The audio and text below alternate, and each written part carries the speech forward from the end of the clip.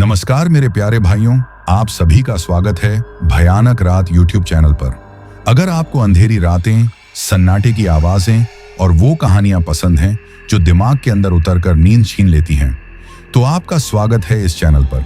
यहाँ हर कहानी सिर्फ कहानी नहीं होती, यहाँ हर आवाज के पीछे एक राज है, हर साए के पीछे एक डर। अगर आप भी उस डर को महसूस करना चाहते हैं जो अकेले में आपका पीछा करता है, तो चैनल को सब्सक्राइब करें और तैयार हो जाइए डर की उस दुनिया में कदम रखने के लिए जहां से वापसी आसान नहीं होती। तो चलिए कहानी शुरू करते हैं। मैं श्याम हूं, एक ट्रक ड्राइवर, और जो कुछ मैं बताने जा रहा हूं वह किसी लोक कथा की नकल नहीं, किसी सुनी सुनाई अफवाह का दोहराव नहीं, बल्कि मेरी अपनी जिंदगी का वो हिस्सा है जिसे याद करते ही आज भी मेरे हाथ स्टीयरिंग पर पसीने से फिसल जाते हैं। चैनल भयानक रात के सभी पुराने और नए साथियों से बस यही कहूंगा कि यह कहानी धीरे धीरे आपके भीतर उतरेगी, ठीक वैसे ही जैसे अंधेरा उतरता है, चुपचाप, बिना आवाज किए, और फिर अचानक सब कुछ ढक लेता है।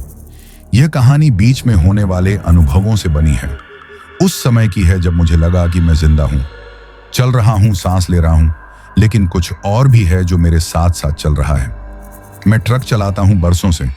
सड़कें मेरी आदत हैं, रातें मेरी साथी, गांव, जंगल, सुनसान मोड़, चाय की ढाबे और वो लंबी खामोशी जिसमें सिर्फ इंजन की घरघराहट बोलती है, यही मेरी दुनिया रही है। उस दिन भी मैं यही सोचकर निकला था कि रात कट जाएगी, सुबह हो जाएगी और एक और फेरा पूरा हो जाएगा। मेरे साथ खलासी सुरेंद्र था। सुरेंद्र नया नहीं था, लेकिन उस रात उसके चेहरे पर जो बेचैनी थी उसे मैंने नजरअंदाज कर दिया। शायद यही मेरी पहली गलती थी। ट्रक में लदा माल आम नहीं था, पर वैसा भी नहीं कि डर लगे। डर तो तब लगता है जब वजह ना दिखे, और उस रात वजह कहीं नहीं थी, फिर भी डर हर मोड़ पर मौजूद था। हम ग्रामीण इलाके से निकले थे। खेतों की मेढ़ें पीछे छूटती जा रही थीं, सड़क पतली होती गई और फिर जंगल शुरू हो गया। पेड़ इतने पास कि हेडलाइट की रोशनी उनके तनों से टकराकर वापस मेरी आंखों में चुभने लगी। रेडियो पर गाना चल रहा था, लेकिन आवाज जैसे जैसे जंगल गहरा होता गया वैसे वैसे कमजोर लगने लगी। मैंने वॉल्यूम बढ़ाया, पर भीतर की खामोशी पर उसका कोई असर नहीं पड़ा। सुरेंद्र ने कहा, श्याम भैया, आज हवा कुछ अलग है। मैंने हंसकर बात टाल दी। ड्राइवर हवा की बात नहीं करते, सड़क की करते हैं। लेकिन सच कहूं तो उस पल मुझे भी लगा कि हवा में कुछ है। कोई गंध नहीं, कोई आवाज नहीं, बस एक एहसास, जैसे किसी ने पीछे से कंधे पर हाथ रखा हो और फिर हटा लिया हो। रात गहराई। एक मोड़ पर सड़क इतनी सुनसान थी कि लगा जैसे दुनिया यहीं खत्म हो जाती है। तभी मैंने देखा, दूर, बहुत दूर, सड़क के किनारे एक परछाई, इंसान जैसी लेकिन स्थिर। ट्रक की रफ्तार कम की। सुरेंद्र चुप हो गया। हेडलाइट की रोशनी बढ़ी तो परछाई पीछे हटती लगी, या शायद मेरी आंखों का धोखा था। मैंने हॉर्न दिया। जंगल ने हॉर्न को निगल लिया। कोई जवाब नहीं, परछाई गायब। मैंने ट्रक आगे बढ़ाया, लेकिन मेरे भीतर कुछ रुक गया था, जैसे दिल ने ब्रेक लगा दिए हों। मैं आपको सच बता रहा हूं, डर का पहला झटका आवाज से नहीं, खामोशी से लगता है। उस रात भी ऐसा ही हुआ। सड़क पर चलते चलते मुझे लगा कि कोई हमारे साथ चल रहा है। मैं शीशे में देखता, कुछ नहीं, फिर देखता, कुछ नहीं, लेकिन एहसास बना रहता। सुरेंद्र ने फुसफुसाकर कहा, भैया, शीशे में। मैंने उसे बीच में रोक दिया। ड्राइवर अगर डर मान ले तो रात जीत जाती है, पर रात पहले ही जीत चुकी थी। मुझे बस पता नहीं था। कुछ किलोमीटर बाद एक पुराना पुल आया। लकड़ी और लोहे का मिला जुला ढांचा, नीचे सूखी नदी, ऊपर से गुजरती हवा में एक सीटी सी आवाज। मैंने ट्रक रोका। चाय का समय था। उतरते ही मुझे लगा जैसे जमीन ठंडी नहीं, सुन्न है। सुरेंद्र ट्रक के पीछे गया। मैं सामने खड़ा था। तभी मुझे लगा किसी ने मेरा नाम लिया, बहुत धीमे, बहुत पास से। श्याम। आवाज किसी और की नहीं थी, मेरी अपनी जैसी। मैं पलटा, कोई नहीं। दिल जोर से धड़का। मैंने खुद को समझाया कि थकान है, लेकिन थकान कभी आपका नाम आपकी ही आवाज में नहीं लेती। हम पुल पार कर रहे थे कि अचानक ट्रक के भीतर एक अजीब सी ठंड फैल गई। ऐसी बंद था, खिड़कियां बंद थीं, फिर भी ठंड, जैसे किसी ने सांस ली हो। मैंने स्टीयरिंग कसकर पकड़ा। तभी शीशे में एक झलक, लंबे बाल, उलझे हुए, चेहरा धुंधला, आंखें नहीं दिखीं, बस एक काली आकृति। मैं चिल्लाया नहीं, ड्राइवर चिल्लाते नहीं। मैंने ब्रेक नहीं मारे, ड्राइवर ब्रेक भी सोच समझकर मारते हैं। लेकिन मेरे भीतर कुछ टूट गया। सुरेंद्र ने पूछा, भैया क्या हुआ? मैंने कहा, कुछ नहीं। यही सबसे बड़ा झूठ होता है। जंगल और गहरा हुआ, सड़क और पतली, मोबाइल में नेटवर्क खत्म, रेडियो में शोर। तभी ट्रक के नीचे से किसी के चलने की आवाज आई। मैंने रफ्तार बढ़ाई, आवाज साथ साथ, फिर रुक गई और फिर पीछे ट्रॉली से जैसे कोई नाखून घसीट रहा हो। सुरेंद्र ने कहा, भैया ट्रक रोक दें? मैंने कहा, नहीं। उस वक्त मुझे लगा कि रुकना मतलब हारना, और हारना मतलब उस चीज को मौका देना जिसे मैं नाम नहीं देना चाहता था।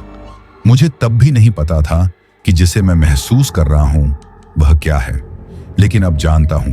गांवों में उसे चुड़ैल कहते हैं, जंगलों में उसे नाम नहीं दिया जाता, सड़कें उसे पहचानती हैं। उस रात उसने मुझे चुना। क्यों? यह कहानी आगे बताएगी, पर इतना समझ लीजिए, डर बाहर नहीं था, वह मेरे भीतर उतर रहा था। मेरे हाथों में, मेरी आंखों में, मेरी आवाज में। एक जगह ट्रक अपने आप धीमा हुआ। मैंने एक्सीलेटर दबाया, जवाब नहीं। इंजन चलता रहा, पर ट्रक जैसे किसी ने पकड़ लिया हो। उसी पल मुझे फिर मेरा नाम सुनाई दिया, इस बार साफ, बहुत पास, मेरे कान के पास। श्याम। मैंने शीशे में देखा, वही आकृति। इस बार मुस्कान, दांत बहुत ज्यादा सफेद, आंखें फिर भी नहीं दिखी। मैंने मन ही मन कहा, मैं डरता नहीं, लेकिन दिल ने झूठ पकड़ लिया। सुरेंद्र ने कुछ देखा या नहीं, मैं नहीं जानता। उसने कुछ कहा भी नहीं। शायद यह अनुभव मेरा था, सिर्फ मेरा। यही सबसे भयानक बात है, जब आप किसी के साथ होते हुए भी अकेले हों, जब डर बांटा नहीं जा सकता, जब कोई चुड़ैल सामने नहीं, भीतर बैठ जाए। पुल पार करने के बाद ट्रक जैसे किसी अदृश्य बोझ से दब गया था। एक्सीलेटर दबा हुआ था, इंजन गुर्रा रहा था, लेकिन रफ्तार वैसी नहीं थी जैसी होनी चाहिए। मुझे पहली बार एहसास हुआ कि यह कोई मैकेनिकल खराबी नहीं है। ड्राइवर मशीन को पहचानता है, और उस रात मशीन ठीक थी, गड़बड़ कहीं और थी। हवा में ठंड और गाढ़ी हो गई थी। मेरे हाथ स्टीयरिंग पर जमे थे, लेकिन उंगलियों में सुन्नता उतर रही थी। सुरेंद्र चुप था, जरूरत से ज्यादा चुप। उसकी खामोशी मुझे और बेचैन कर रही थी, क्योंकि आमतौर पर डर इंसान को बोलने पर मजबूर करता है, और जब कोई बिल्कुल नहीं बोलता तो समझ लीजिए कि डर ने उसे भीतर से पकड़ लिया है। सड़क के दोनों तरफ जंगल इतना घना था कि हेडलाइट की रोशनी बस कुछ मीटर आगे जाकर टूट जाती थी। ऐसा लग रहा था जैसे अंधेरा जानबूझकर पीछे हट रहा हो ताकि हमें आगे खींच सके। तभी मुझे फिर वही एहसास हुआ, कोई हमारे साथ है। इस बार शीशे में नहीं, बल्कि ट्रक के भीतर। पीछे की सीट खाली थी, फिर भी मुझे लगा जैसे किसी की सांस मेरी गर्दन के पीछे पड़ रही हो। मैंने खिड़की खोलनी चाहिए, लेकिन हाथ उठाते ही ऐसा लगा जैसे किसी ने मेरी कलाई पकड़ ली हो। पकड़ दिखी नहीं, पर महसूस पूरी हुई। मैंने झटके से हाथ नीचे कर लिया और खुद को समझाया कि यह सिर्फ दिमाग का खेल है, लेकिन दिमाग इतना ताकतवर नहीं होता कि छूने का एहसास पैदा कर दे। कुछ दूर आगे एक टूटी हुई मील का पत्थर दिखा। उस पर जगह का नाम मिट चुका था, सिर्फ एक अधूरा अंक बचा था। मुझे याद नहीं कि उस इलाके में कभी कोई बस्ती थी, फिर भी वहां एक अजीब सी पुरानापन था, जैसे किसी कहानी का कब्रिस्तान। ट्रक जैसे ही उस पत्थर के पास से गुजरा, अचानक रेडियो बंद हो गया। शोर भी नहीं, बस सन्नाटा। उसी सन्नाटे में मुझे हंसी सुनाई दी, बहुत धीमी, बहुत पतली, लेकिन साफ। हंसी किसी और की नहीं थी, किसी औरत की थी। सुरेंद्र ने मेरी तरफ देखा। पहली बार उसकी आंखों में सवाल था। मैंने सिर हिलाया, जैसे कह रहा हूं कि मैंने भी सुना है। मैं आपको बता दूं, उस पल तक मैंने चुड़ैलों की कहानियों को सिर्फ कहानियां माना था। गांवों में सुनते आए हैं, लंबे बाल, उलटे पांव, रात में भटकती औरत। लेकिन जब डर किताब से निकलकर आपकी ड्राइविंग सीट पर बैठ जाए, तब दिमाग अपने आप पुराने किस्से ढूंढने लगता है। मुझे याद आया कि इसी जंगल के बारे में बुजुर्ग कहा करते थे कि यहाँ रात में किसी औरत की आवाज आती है जो रास्ता पूछती है। जो रुक गया वो वापस नहीं लौटा। मैंने कभी ध्यान नहीं दिया था। उस रात हर भूली हुई बात याद आ रही थी। अचानक ट्रक के सामने सड़क पर कुछ गिरा हुआ दिखा। मैंने ब्रेक दबाया, ट्रक झटके से रुका। सामने देखा तो कुछ नहीं, बिल्कुल कुछ नहीं। लेकिन जैसे ही मैं नीचे उतरने वाला था, सुरेंद्र ने मेरा हाथ पकड़ लिया। उसकी पकड़ कांप रही थी। उसने बस इतना कहा, भैया मत उतरना। उसकी आवाज में डर नहीं, यकीन था। मैंने उसकी बात मान ली। शायद पहली बार मैंने किसी और की बात बिना तर्क के मानी। तभी ट्रक के चारों तरफ कदमों की आवाज आने लगी, चारों तरफ से, जैसे कोई घूम रहा हो, हमें देख रहा हो। मैंने हेडलाइट घुमाई, रोशनी पेड़ों से टकराकर लौट आई। कोई नहीं दिखा, लेकिन आवाजें थीं। फिर अचानक सब बंद। इतनी चुप्पी कि मेरे कानों में सीटियां बजने लगी। उसी चुप्पी में पीछे की सीट से आवाज आई, श्याम। मैंने पलट कर देखा, पीछे कोई नहीं, लेकिन सीट पर हल्की सी गड्ढे नुमा छाप थी, जैसे कोई अभी अभी उठा हो। मेरे अंदर डर अब एक आकार लेने लगा था। यह सिर्फ खतरा नहीं था, यह किसी की मौजूदगी थी जो जानती थी कि मैं कौन हूं। मेरा नाम जानती थी, मेरी कमजोरी सूंघ चुकी थी। मैंने इंजन स्टार्ट रखा और धीरे धीरे ट्रक आगे बढ़ाया। रफ्तार कम थी, लेकिन चल रहा था। तभी मुझे शीशे में फिर वही चेहरा दिखा, इस बार पास, बहुत पास। लंबे उलझे बाल और चेहरे पर एक अजीब सी तसल्ली, जैसे उसे इंतजार था कि मैं कब समझूं। उसके होंठ हिले, पर आवाज मेरे दिमाग में गूंजी, अब तुमने मुझे देख लिया है। उस पल मुझे लगा कि डर सिर्फ आंखों से नहीं देखा जाता, वह भीतर से बोला करता है। मेरे गले में सूखापन था, दिल सीने से बाहर आना चाहता था, लेकिन मैं ड्राइवर था। मैंने ट्रक नहीं रोका, मैंने हार नहीं मानी, पर मुझे पता था कि यह सिर्फ शुरुआत है। यह चुड़ैल मुझे बाहर नहीं, भीतर से तोड़ना चाहती थी। ट्रक धीरे धीरे आगे बढ़ रहा था। रफ्तार कम थी, लेकिन डर उससे कहीं ज्यादा तेज। सड़क अचानक थोड़ी खुली और दूर एक ढाबे की पीली रोशनी दिखी। सुनसान जंगल में रोशनी उम्मीद बनकर चमकती है, लेकिन उस रात वह रोशनी किसी बुलावे जैसी लग रही थी। सुरेंद्र ने पहली बार खुद कहा, भैया वहीं रुक लेते हैं। उसकी आवाज में राहत थी, जैसे किसी डूबते को तिनके का सहारा दिख जाए। मैंने ट्रक मोड़ा। जैसे ही ढाबे की तरफ बढ़ा, मुझे लगा किसी ने पीछे से धीरे से फूंक मारी हो। मैंने ध्यान नहीं दिया, लेकिन दिल ने चेतावनी दे दी थी। ढाबा बहुत पुराना था, टीन की छत, मिट्टी का फर्श और दीवारों पर धुएं की काली परत। वहां एक आदमी बैठा था। उम्र का अंदाजा नहीं लगाया जा सकता था। आंखें गहरी, जैसे रातों से बनी हों। उसने हमें देखा, मुस्कुराया नहीं, बस सिर हिलाया। उस मुस्कान की कमी मुझे अजीब लगी। मैंने ट्रक रोका। इंजन बंद करते ही ऐसा लगा जैसे जंगल की आवाजें अचानक पास आ गई हों। सुरेंद्र नीचे उतरा, मैं भी। जमीन पर कदम रखते ही फिर वही एहसास, किसी और की मौजूदगी। ढाबे के भीतर चूल्हे पर चाय चढ़ी थी, लेकिन वहां कोई हलचल नहीं थी। चाय खुद उबल रही थी, जैसे उसे किसी हाथ की जरूरत ही ना हो। ढाबे वाले ने बिना पूछे 2 कुल्हड़ सामने रख दिए। मैंने पूछा नहीं कि उसे कैसे पता चला। उस रात सवाल पूछना मुझे सही नहीं लगा। मैंने कुल्हड़ उठाया। चाय गर्म थी, लेकिन हाथ ठंडा। यह फर्क दिमाग में चुभ गया। सुरेंद्र ने चाय नहीं उठाई। उसकी नजरें दरवाजे पर जमी थी। मैंने पहली घूंट ली। उसी पल मुझे लगा कि किसी ने मेरे अंदर झांक लिया हो। आंखों के सामने सड़कें घूमने लगी, ढाबे की दीवारें दूर जाती हुई, और फिर मैंने उसे देखा, वही चेहरा, अब साफ।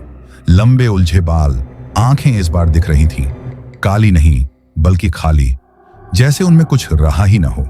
वह ढाबे के कोने में खड़ी थी, लेकिन कोई और उसे देख नहीं रहा था। ढाबे वाला भी नहीं, सुरेंद्र भी नहीं, सिर्फ मैं। उसने कुछ कहा नहीं, बस खड़ी रही, लेकिन उसके खड़े होने का तरीका ही काफी था। ऐसा लग रहा था जैसे वह यहाँ की मालिक हो, जैसे ये ढाबा, ये जंगल, ये सड़क सब उसका हो। मेरे कानों में उसकी आवाज नहीं, मेरे दिमाग में उसका सवाल गूंजा, थक गए हो श्याम? मैं चौंका। उसने फिर मेरा नाम लिया। मैंने कुल्हड़ नीचे रख दिया। हाथ कांप रहे थे। मैंने खुद से कहा कि यह डर है, बस डर। लेकिन डर इतना सटीक नहीं होता। मैं बाहर निकला हवा लेने के लिए। ट्रक के पास खड़ा हुआ। तभी ट्रक की बॉडी पर उंगलियों के निशान दिखे, मिट्टी में बने हुए, जैसे किसी ने चारों तरफ हाथ फिराया हो। निशान इंसानी हाथ जैसे नहीं थे, उंगलियां ज्यादा लंबी और बीच बीच में खरोंच। मैंने जल्दी से हाथ फेर कर मिट्टी हटानी चाहिए, लेकिन निशान गहरे थे, जैसे ट्रक की चमड़ी में धंस गए हों। पीछे से सुरेंद्र की आवाज आई, भैया ढाबे वाला अजीब बातें कर रहा है। मैंने उसकी तरफ देखा। सुरेंद्र का चेहरा सफेद पड़ चुका था। उसने बताया कि ढाबे वाले ने पूछा कि मैं अकेला क्यों हूं। सुरेंद्र ने कहा कि वह साथ है। ढाबे वाला बस इतना बोला, साथ तो कोई और भी है। यह सुनकर मेरी रीढ़ में ठंड उतर गई। इसका मतलब था कि जो मैं देख रहा हूं वह सिर्फ मेरा भ्रम नहीं था, कोई और भी उसे महसूस कर रहा था। मैं फिर ढाबे के भीतर गया, उस कोने की तरफ देखा। वह वहां नहीं थी, लेकिन फर्श पर गीले पैरों के निशान थे जो अंदर से बाहर की तरफ जा रहे थे। ढाबे वाला अब हमें घूर रहा था। उसकी आंखों में पहली बार डर दिखा। उसने धीरे से कहा, यह इलाका रात का है, यहां रुकना भारी पड़ता है। मैंने पैसे रखे, जल्दी से ट्रक स्टार्ट किया। जैसे ही ट्रक चला, ढाबे की रोशनी पीछे छूटने लगी, लेकिन मेरे भीतर अंधेरा और गहरा हो गया था। सड़क पर लौटते ही फिर वही एहसास, पीछे की सीट भरी हुई। मैंने शीशे में देखा। इस बार वह बैठी थी, बहुत पास। उसके बाल मेरे कंधे को छू रहे थे। मैंने आंखें नहीं हटाईं। अगर हटाता तो शायद सब खत्म हो जाता। उसने झुककर मेरे कान के पास कहा, अब तुम मुझे छोड़कर नहीं जा सकते। उसकी सांस ठंडी थी, लेकिन शब्द गर्म, जैसे आग। ढाबा पीछे छूट चुका था, लेकिन उसकी बदबू, गीली मिट्टी, जली लकड़ी और किसी पुराने जमाने की सड़न मेरे साथ चली आ रही थी। ट्रक की केबिन में जगह कम पड़ रही थी। सुरेंद्र आगे की सीट पर था, फिर भी मुझे लग रहा था कि कोई और भी है, बीच में, बिल्कुल हमारे करीब। मैंने शीशे में देखा, वह अब पीछे की सीट पर नहीं थी। उसकी जगह खाली थी, लेकिन ठंड अब भी वहीं थी। जैसे वह दिखे या ना दिखे, उसकी मौजूदगी ने केबिन को अपना बना लिया हो। सड़क अचानक अजीब तरह से सीधी हो गई। जंगल दोनों तरफ एक सा दिखने लगा। पेड़, पत्ते, अंधेरा, सब दोहराया हुआ। मुझे एहसास हुआ कि हम आगे नहीं बढ़ रहे, बस चलते जा रहे हैं, जैसे कोई हमें एक ही जगह घुमा रहा हो। मैंने स्पीड बढ़ाई, मीटर बढ़ा, लेकिन बाहर का दृश्य वही। तभी ट्रक के अंदर धीमी सी खरोंच की आवाज आई, जैसे किसी ने सीट के नीचे से नाखून फिराए हों। सुरेंद्र ने मेरी तरफ देखा। उसकी आंखों में सवाल नहीं, दहशत थी। तभी उसने पहली बार साफ साफ बोला, भैया, कोई औरत हमारे साथ है। ये सुनते ही मेरे शरीर में जैसे करंट दौड़ गया। मैं अकेला नहीं था। जो मैं देख रहा था, जो मैं महसूस कर रहा था, उसका असर अब सुरेंद्र पर भी पड़ रहा था। लेकिन फर्क था, वह उसे नहीं देख रहा था, सिर्फ महसूस कर रहा था। और यही बात उस चुड़ैल को पसंद थी। वह मुझसे बात करना चाहती थी, मुझसे सौदा करना चाहती थी। उसकी आवाज इस बार हवा में नहीं, मेरे भीतर उठी, बिना होंठ हिले, बिना किसी दिशा के। श्याम। मैंने जबरदस्ती स्टीयरिंग पर नजरें टिकाए रखी। उसने कहा, मुझे यहां से निकाल दो। यह पहली बार था जब उसने कुछ मांगा। आवाज में डर नहीं था, गुस्सा नहीं था, बस इंतजार था, जैसे उसे भरोसा हो कि मैं मना नहीं करूंगा। मैंने मन ही मन पूछा, कहां से? जवाब तुरंत आया, जहां से तुम रोज गुजरते हो लेकिन देखते नहीं। मेरे दिमाग में तस्वीरें दौड़ने लगीं। वही जंगल, वही सड़क, वही टूटे पत्थर, वही पुराना पुल। मुझे एहसास हुआ कि वह किसी एक जगह से बंधी है। कोई ऐसा मोड़, कोई ऐसी सीमा जिसे वह पार नहीं कर सकती। और उसे पार कराने के लिए किसी ड्राइवर की जरूरत थी, किसी ऐसे की जो रातों का साथी हो। मैंने खुद से कहा कि मैं यह सब नहीं करूंगा, लेकिन डर ने धीरे से याद दिलाया कि विकल्प मेरे हाथ में नहीं है। ट्रक अचानक अपने आप रुक गया। इंजन बंद, लाइटें झपक कर बुझ गईं। चारों तरफ घना अंधेरा, सिर्फ मेरी सांसों की आवाज।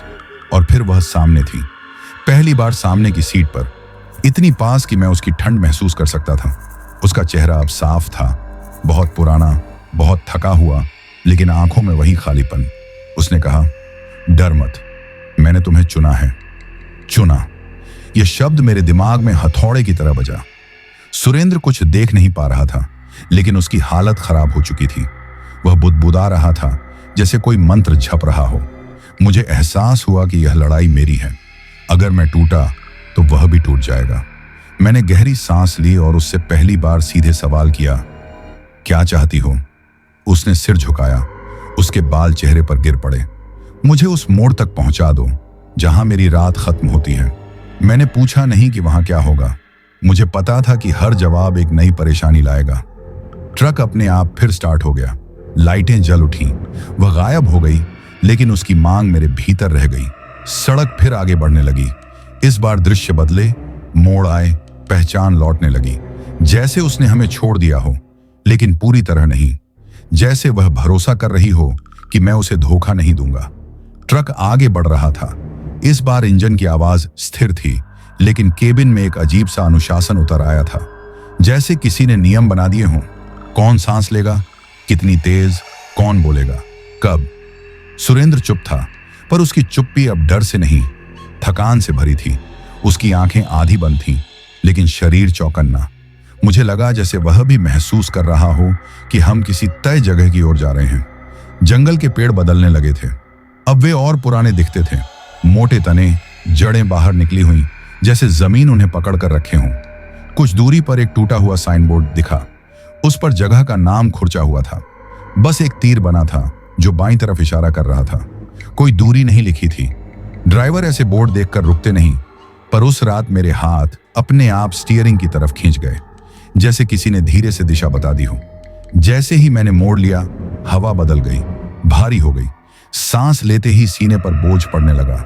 मुझे लगा कि केबिन की छत थोड़ी नीचे आ गई है, जगह कम होती जा रही थी। मैंने शीशे में देखा, वह फिर दिखाई दी। इस बार पीछे नहीं, साइड में, खिड़की के बाहर, हमारे साथ साथ चलती हुई। जमीन पर पैर नहीं पड़ रहे थे, फिर भी रफ्तार बराबर थी। उसके बाल हवा में नहीं उड़ रहे थे, बल्कि पीछे खींचे हुए थे, जैसे कोई और पकड़ कर चला रहा हो। उसने कुछ कहा नहीं, बस देखा, और उसकी निगाह में इंतजार था। ऐसा इंतजार जो सदियों पुराना हो। सड़क अब संकरी हो चुकी थी। ट्रक के टायरों के नीचे कंकड़ चरमराने लगे। मुझे एहसास हुआ कि यहां भारी वाहन नहीं आते।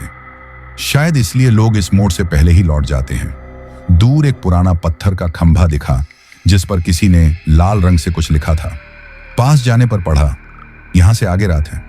कोई तारीख नहीं, कोई नाम नहीं, बस चेतावनी। मैंने ब्रेक दबाया, ट्रक रुक गया। दिल ने कहा, यहीं रुक जाओ, लेकिन दिमाग ने याद दिलाया, मैंने वादा नहीं किया था, पर उसने भरोसा कर लिया था। उसने पहली बार मुस्कुराया। वह मुस्कान राहत की नहीं थी, बल्कि निश्चय की थी। उसने मेरे दिमाग में कहा, यहीं। मैंने चारों तरफ देखा, कोई मंदिर नहीं, कोई पेड़ अलग नहीं, कोई निशान नहीं। फिर उसने सड़क से हटकर जंगल की तरफ इशारा किया। वहां एक संकरा रास्ता था, जिसे कोई रास्ता नहीं कहेगा, बस पत्तों के बीच एक कटाव। मुझे समझ आ गया कि वह मोड़ सड़क पर नहीं, सड़क से बाहर है। सुरेंद्र ने मेरी बांह पकड़ ली। भैया, यहां मत जाइए। उसकी आवाज टूट रही थी। मैंने पहली बार महसूस किया कि मेरा फैसला किसी और की जान पर भी असर डालेगा। लेकिन उसी पल मुझे उसके भीतर एक और आवाज सुनाई दी, वही ठंडी, स्थिर, वह नहीं आएगा, ये तुम्हारी ड्राइव है। जैसे उसने सुरेंद्र को इस सौदे से बाहर कर दिया हो। यह सुनकर मेरी रीढ़ में झुरझुरी दौड़ गई। उसने साफ कर दिया था, अनुभव मेरा है, कीमत भी मेरी। मैंने ट्रक को संकरे रास्ते की तरफ मोड़ा। शाखाएं बॉडी से टकराईं, शीशे पर पत्ते रगड़े। अंधेरा घना हो गया। कुछ मीटर बाद रास्ता खुला। सामने एक खुली जगह थी, गोल सी, जैसे किसी ने जंगल को काटकर जगह बनाई हो। बीच में पत्थरों का ढेर था और उन पर काले धब्बे, पुराने, सूखे हुए। मुझे समझ आ गया कि यह कोई आम जगह नहीं, यहां कुछ हुआ था, बहुत पहले, बहुत गलत। वह ट्रक से उतरी, जमीन को छुए बिना पत्थरों के पास खड़ी हो गई। पहली बार उसने मुझे धन्यवाद दिया। धन्यवाद में खुशी नहीं थी, सिर्फ काम पूरा होने का भाव था। उसने कहा, अब लौट जाओ। मैंने पूछा, और तुम? उसने जवाब नहीं दिया, बस पत्थरों की तरफ देखा। हवा अचानक तेज हो गई, पेड़ झुक गए। मुझे लगा जैसे जंगल सांस ले रहा हो। मैंने ट्रक घुमाया, वापस उसी रास्ते पर। जैसे ही मैं मुड़ा, केबिन का बोझ हल्का हो गया।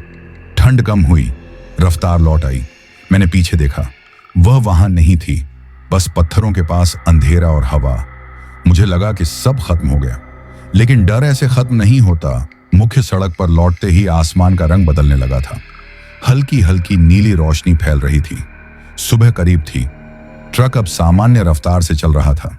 इंजन की आवाज भरोसेमंद लग रही थी। सुरेंद्र ने राहत की लंबी सांस ली और सीट से टिक गया। उसकी आंखें बंद हो गईं। शायद थकान ने उसे पकड़ लिया था। मैं उसे जगाना नहीं चाहता था।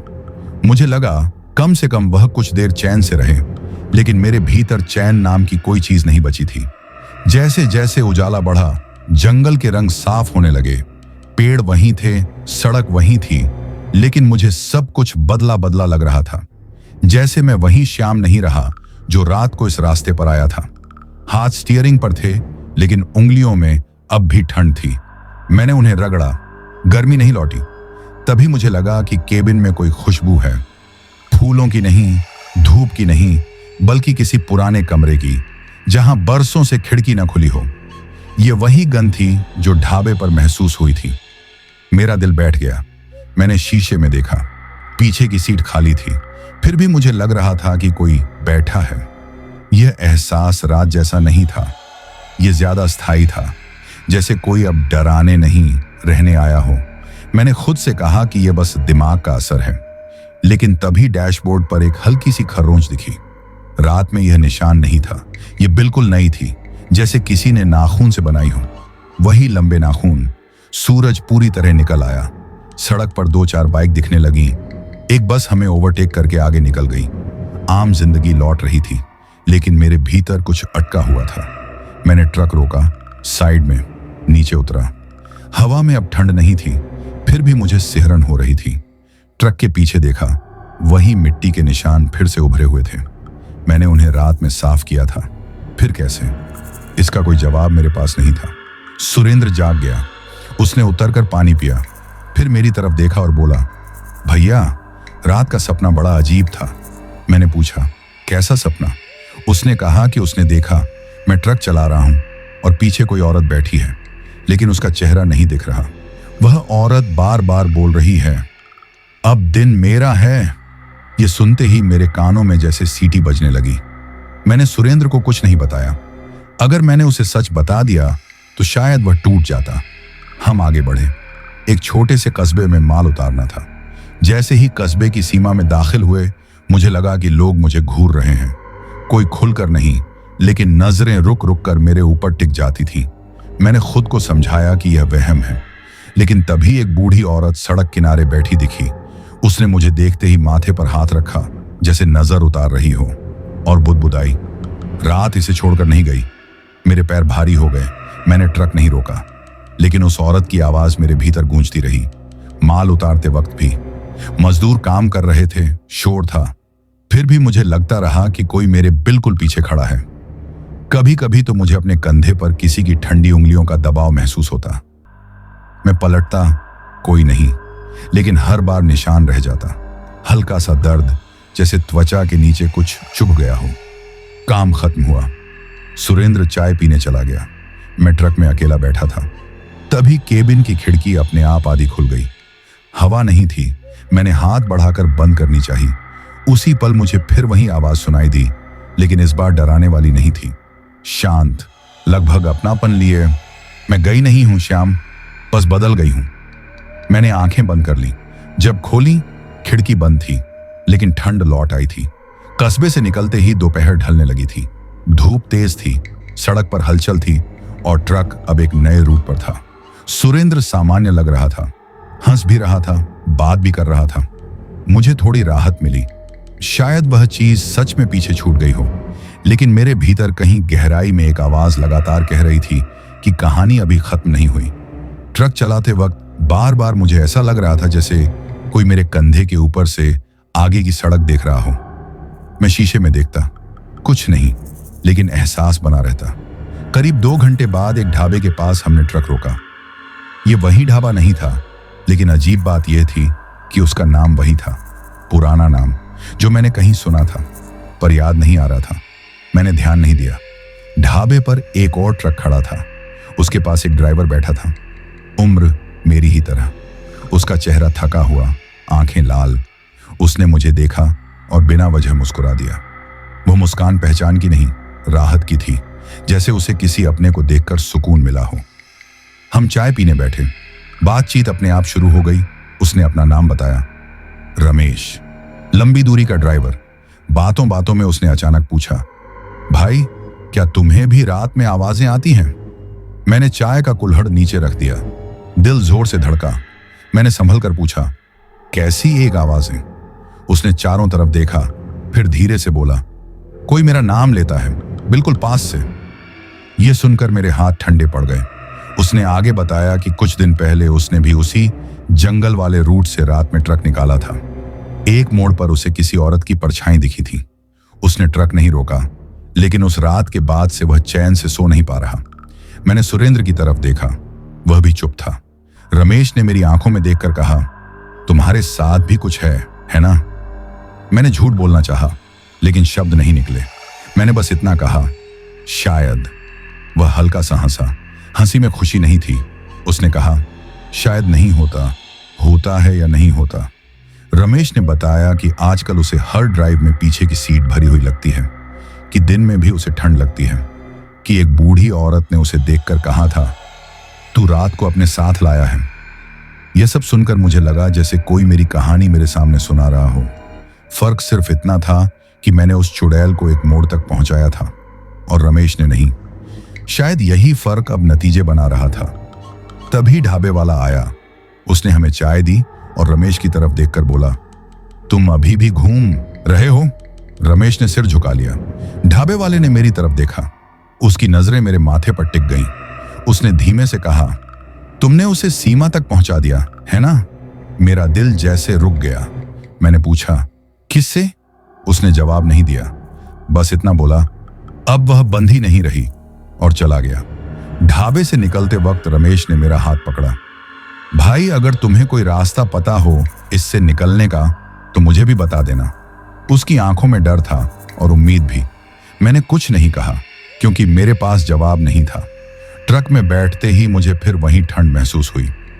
इस बार यह ठंड सिर्फ मेरी नहीं थी, यह साझा थी, जैसे वह अब अकेले मुझे नहीं देख रही थी। सड़क पर चलते हुए मैंने देखा कि रमेश का ट्रक कुछ देर हमारे पीछे चला, फिर उसने इंडिकेटर दिया और दूसरी दिशा में मुड़ गया। जाते जाते उसने हॉर्न दिया। वह हॉर्न अलविदा जैसा था। मुझे नहीं पता कि उसके बाद उसके साथ क्या हुआ, लेकिन कभी कभी रात में मुझे किसी और ट्रक का हॉर्न सुनाई देता है, बहुत दूर से, और हर बार मेरा दिल बैठ जाता है। रमेश के मुड़ जाने के बाद सड़क लंबी और सीधी हो गई। शाम उतरने लगी थी। सुरेंद्र बार बार मेरी तरफ देख रहा था, जैसे कुछ कहना चाहता हो, लेकिन कह नहीं पा रहा हो। मैंने खुद ही चुप्पी तोड़ी। सुरेंद्र, क्या तुम्हें किसी का नाम बार बार सुनाई देता है? उसने सिर हिलाया। नहीं भैया, आवाज नहीं, बस कभी कभी लगता है कि कोई आपको देख रहा है। यह सुनकर मुझे अजीब सुकून मिला। इसका मतलब था कि वह अब भी मुंह तक ही सीमित थी। यह जिम्मेदारी भी थी और एक मौका भी। उस शाम हम एक छोटे से गांव में रुके। यह कोई तय पड़ाव नहीं था, बस ईंधन भरवाने और रात काटने के लिए। गांव बहुत पुराना था। कच्ची गलियां, मिट्टी के घर और लोगों की आंखों में एक तरह की सावधानी, जैसे वे बाहरी लोगों को देखकर ही समझ जाते हों कि कौन क्या लेकर आया है। मैंने ट्रक साइड में लगाया। तभी एक बुजुर्ग आदमी पास आया, लंबा दुबला, आंखें बहुत तेज। उसने सीधे मुझसे पूछा, तू रात का बोझ लेकर आया है? मेरे मुंह से आवाज नहीं निकली। उसने खुद ही कहा, घबराने की जरूरत नहीं, सब बोझ उतर सकता है। यह सुनते ही मेरा दिल तेज हो गया। मैंने उससे बात करनी चाहिए। वह बिना बुलाए ही आगे चल दिया।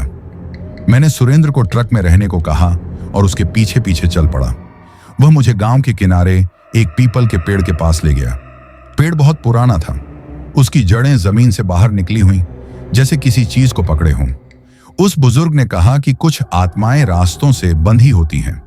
उन्हें मोड़, पुल, सीमा चाहिए, लेकिन जब कोई उन्हें आगे पहुंचा देता है तो उनका बंधन टूट जाता है।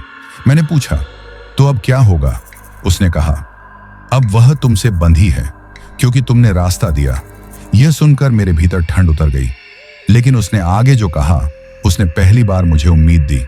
बंधन तोड़ा जा सकता है, लेकिन उसके लिए रात का सामना करना पड़ेगा। मैंने पूछा, कैसे? उसने कहा कि उसी जंगल में, उसी मोड़ के पास एक पुराना निशान है, पत्थर और राख का। वहां उसे फिर बुलाना होगा, अकेले, और उससे साफ कहना होगा कि उसका रास्ता खत्म हो चुका है। यह सुनकर मेरा गला सूख गया। मैंने पूछा, अगर उसने मना कर दिया तो? बुजुर्ग ने पीपल की जड़ पर हाथ रखा।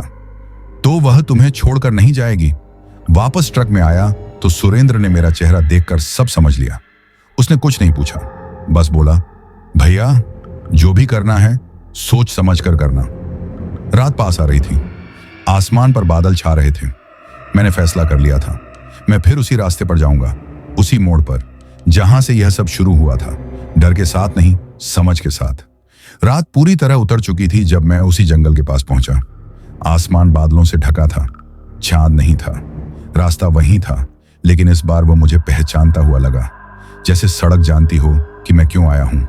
मैंने ट्रक मोड़ा, वही टूटा साइन बोर्ड, वही बायां तीर। सुरेंद्र साथ नहीं आया, मैंने उसे गांव में ही छोड़ दिया था। ये मेरी लड़ाई थी, अनुभव मेरा था, कीमत भी मेरी होनी थी। जैसे ही मैंने मोड़ लिया, हवा भारी हो गई, इंजन की आवाज दबने लगी।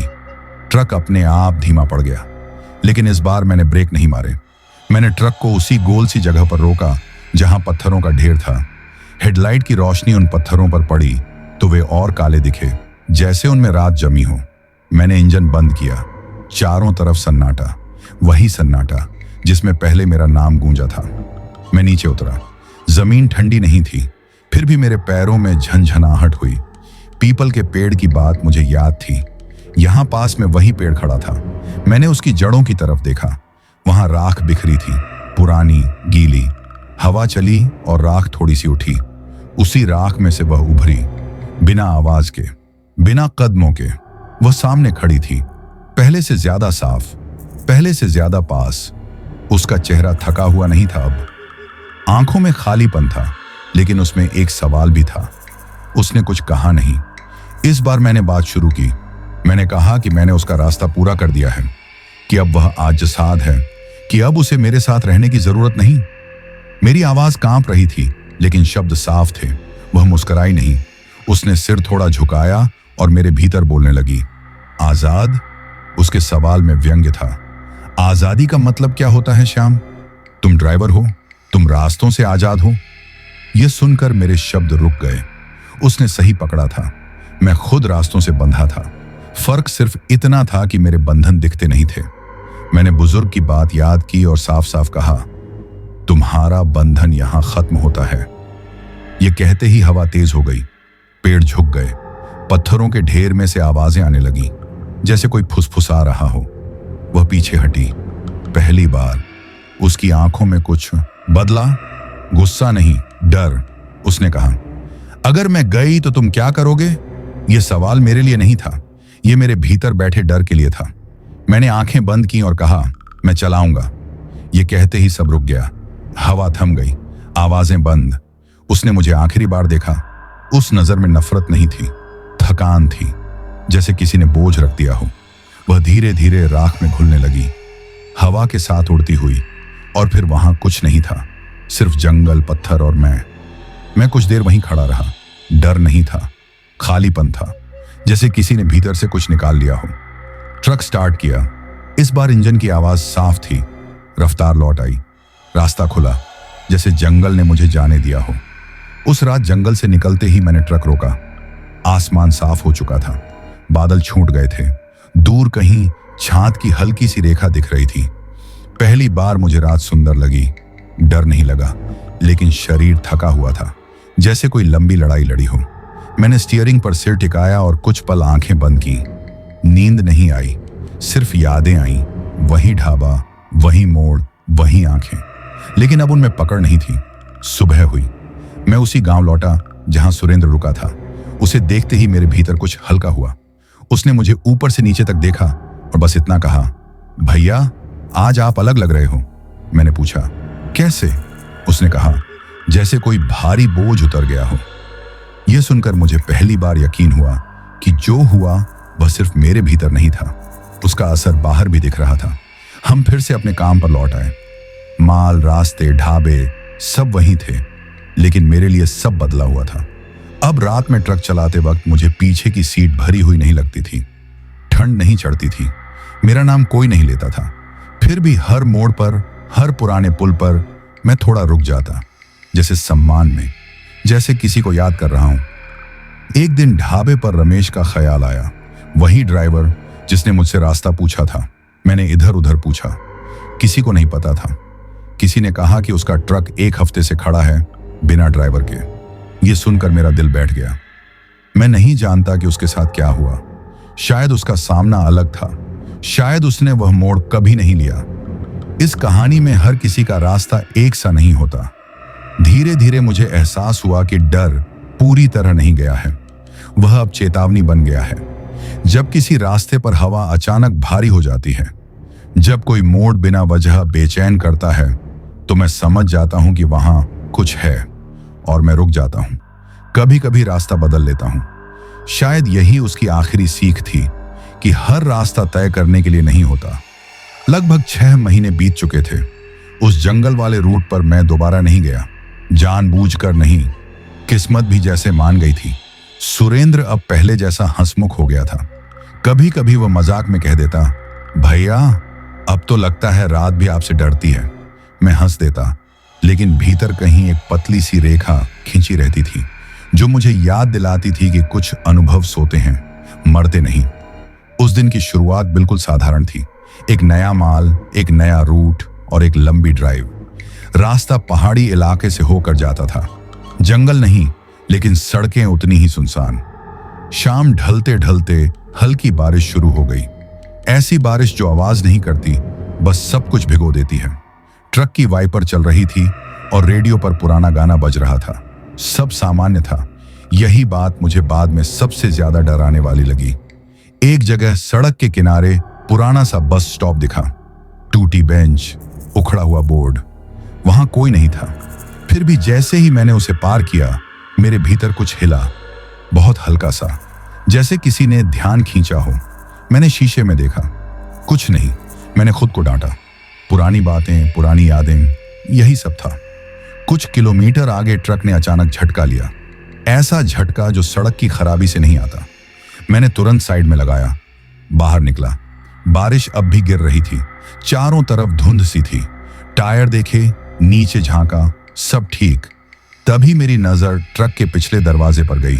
वहां पानी की बूंदों के बीच उंगलियों के निशान उभर रहे थे, बिल्कुल वैसे ही जैसे उस पहली रात को थे। लंबे, पतले, गहरे। मेरे दिल की धड़कन तेज हो गई, लेकिन इस बार मैंने खुद को संभाला। मैंने उन निशानों को ध्यान से देखा। वे ताजा नहीं थे, जैसे किसी पुरानी याद ने पानी पाकर फिर से आकार ले लिया हो।